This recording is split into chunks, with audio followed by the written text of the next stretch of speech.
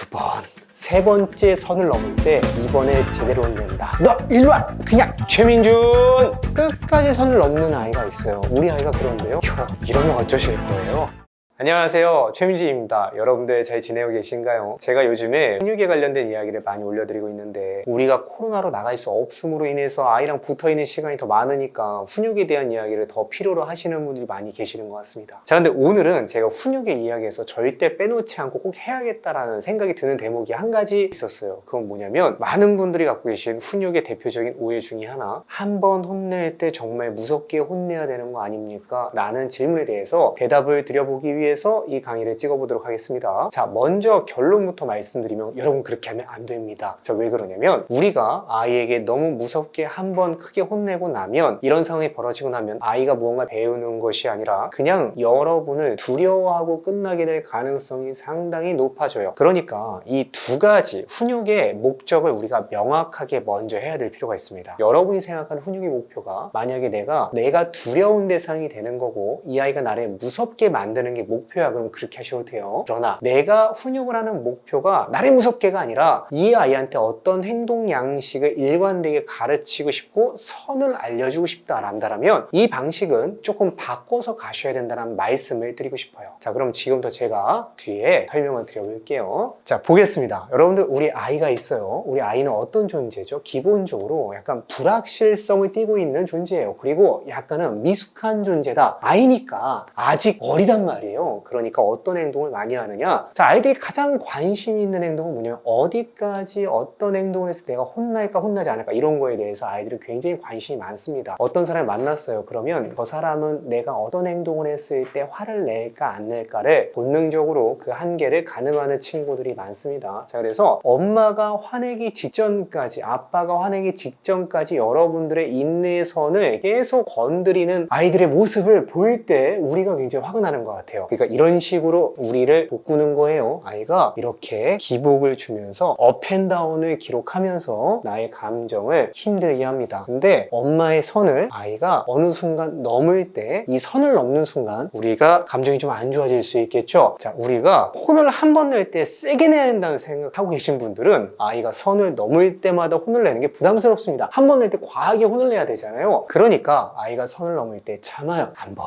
속으로 카운트를 셉니다. 두 번, 세 번째 선을 넘을 때 이번에 제대로 혼낸다. 한 번 할 때 제대로 하고, 너 일로 와! 엄마가 지금까지 지켜봤어! 응? 너 이제 엄마 못 참아. 일로 와. 엄마 안 무섭지? 그냥 손 내, 그냥! 이렇게 해서 혼낼 때가 있는데, 여러분들 이러고 나면 아이가, 엄마가 이 행동을 용인을 안 하는구나 라고 느끼지 않아요. 뭐라고 느끼냐면, 오늘은 운이 안 좋았다. 오늘은 엄마가 기분이 좀 안 좋으신가 보다 라고 느끼고 끝날 가능성이 상당히 많다는 걸 기억하셔야 됩니다. 자, 왜 그러냐면, 아이가 첫 번째, 두 번째 잘못을 했을 때 우리가 정확하게 선을 내 마음속에 했을 때 아이한테 공표하지 않았기 때문에 아이는 엄마의 선이 어디까지인지 느끼지 못하고 지나간 거예요. 이 상황이 반복되면 아이는 도란이 생기기 시작합니다. 엄마라는 존재가, 아빠라는 존재가 내가 잘못된 행동을 할 때 눌러주고 그것들 조절해주고 하나의 가이드를 주는 사람이라는 느낌이 아니라, 내가 행동을 하다 보면 어느 순간 빵 터지는 사람이야 라고 느끼게 되면, 그때부터 여러분이 하는 순간 아이가 갑자기 이렇게 놀라는 모습을 볼 수가 있습니다. 여러분들 이렇게 되면 여러분들 가슴 아프고 아이한테 알려줘야 될 건 제대로 알려주지 못하고 나는 화는 화대로 내고 이 상황을 좀 피해야 되지 않을까요? 자, 그러면 여러분들 이런 문제를 겪고 있었다면 좀 이런 방식으로 훈육을 해보시면 좋을 것 같습니다. 자, 먼저 내가 이 아이의 이런 그 업앤다운에 휘말리지 않고 나의 선을 정확하게 칩니다. 자, 그리고 아이가 이 선을 넘을 때, 단 한 번이라도 넘을 때 그 구간을 넘어가지 않고 과하게 한 번에 세게 화를 내는 게 아니고 그때마다 지독하게 이야기를 해주는 겁니다. 과하지 않게. 아이가 넘을 때마다 안 돼, 또 넘으면 안 돼, 또 넘으면 안 되는 거야. 정확하게 아이가 선을 넘을 때마다 멈추지 않고 지적을 해주는 게 저는 매우 중요하다. 그래야지 아이가 뭘 느껴요? 내가 피드백을 받았던 지점들이 연결이 되면서 가이드가 생기는 거예요. 이게 우리 가정에 일종의 사내 규칙이구나. 그러니까 여러분, 우리가 아이를 지적하는 데 있어서 이 느낌이 들면 안 되는 거야. 아이가 느끼기에 엄마가 나를 통제하는구나, 아빠가 나를 통제하는구나. 그게 아니고 우리의 통제들의 일관성을 획득해서 아이가 느끼기에 아, 우리 집안의 규칙은 이거구나 라고 느껴야지만 아이가 안정감 있게 무언가를 배울 수 있는 조건이 된다 라는 말씀을 드리고 싶은 겁니다. 자, 그럼 여기서 이런 질문을 주시는 분들이 계실 것 같아요. 선생님, 근데 있잖아요, 저는 이 선을 있잖아요, 제가 분명히 안 된다고 얘기했는데 그거를 안 된다고 얘기했음에도 불구하고 끝까지 선을 넘는 아이가 있어요. 우리 아이가 그런데요, 이럴 때는 어떻게 해야 됩니까? 라고 묻는 분들이 계실 것 같아서 이 부분에 대해서 말씀드리겠습니다. 처음 가볍게 선을 넘을 때는 우리가 안 된다는 얘기로 아이에게 일관되게 얘기를 해줘야겠지만, 그 선을 넘어서서 어떤 단계를 한 단계 더 넘을 때, 그때는 우리에게 이때 필요한 과제가 물리적인 제지입니다. 자, 물리적인 제지의 영역은 어떤 영역이냐면 이런 거예요. 아이가 예를 들어서 음료수를 먹다가 바닥에 흘렸습니다. 근데 고의로 흘리고 있어요. 자, 그러면 우리가 어떤 생각이 들어요? 자, 이것만 봐도 벌써 스트레스 받으시죠? 화가 납니다. 너 일로 와! 그냥 일로 와! 이거를 그냥 너 내려놔!